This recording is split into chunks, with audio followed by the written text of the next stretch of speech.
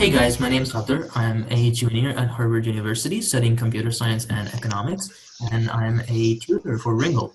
So one thing that I want to talk about during my experience as a Ringle tutor is how you, the student, can make the most out of the service and use this most effectively.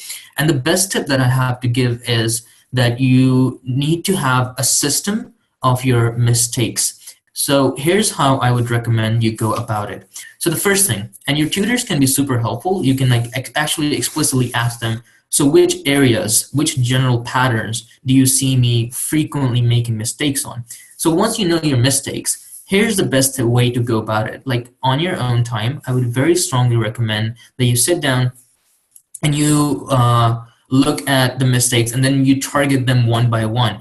Here's one concrete example of how you would go about that process. I remember one of my tutees, he had continuous mistakes with articles. So an example sentence, he said, "It's a good place for engineer." He's missing the article "an" before engineer. So you say, "It's a good place for an engineer." At another point, he says 70% of revenue is coming from clouding service. So you say 70% of the revenue is coming from a clouding service. Ideally, what should happen is the tutor tells you that, hey, you are making a lot of article mistakes. But if that doesn't happen, then you as a student should keep note of what kind of mistakes you're making.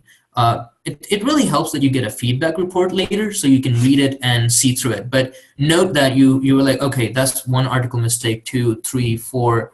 Okay, I want to put article mistakes on my list of things that I continuously get wrong.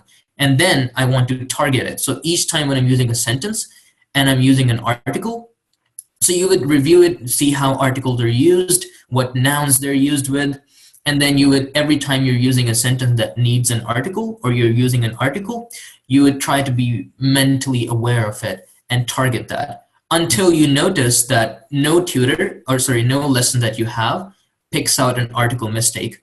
And that means that you've corrected articles now. And that's the way you should go about that process for every single mistake. So that would be my best tip. It works really, really well. It works when you're studying anything, and it is really effective with a language. That you need to be very systematic about the areas that you have problems in, and then you go down the list one by one, targeting each.